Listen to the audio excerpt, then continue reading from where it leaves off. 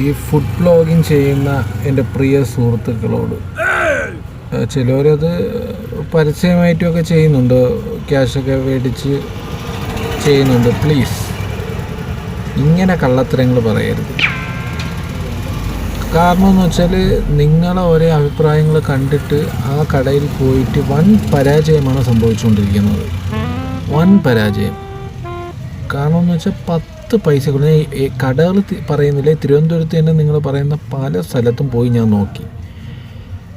ഒരു സ്ഥലത്ത് പോലും നിങ്ങൾ പറയുന്ന രീതിയിലുള്ള ഒരു അഭിപ്രായം ഇല്ല. ഫുഡ് ബ്ലോഗർമാരെ എല്ലാവരെയും അല്ല ഞാൻ കുറ്റം പറയുന്നത്, ചിലർ. അതുകൊണ്ട് നിങ്ങളൊന്ന് ശ്രദ്ധിച്ച് ചെയ്താൽ മതി. കാരണം നല്ലതാണെന്നുണ്ടെങ്കിൽ മാത്രം നിങ്ങൾ പോയി ആ റെസ്റ്റോറൻറ്റിനെ കുറിച്ച് നിങ്ങൾ നല്ലത് പറഞ്ഞാൽ മതി. നിങ്ങൾക്ക് പൈസ കിട്ടുന്നുണ്ടായിരിക്കാം, അത് നിങ്ങളുടെ ജോലിയായിരിക്കാം, പക്ഷേ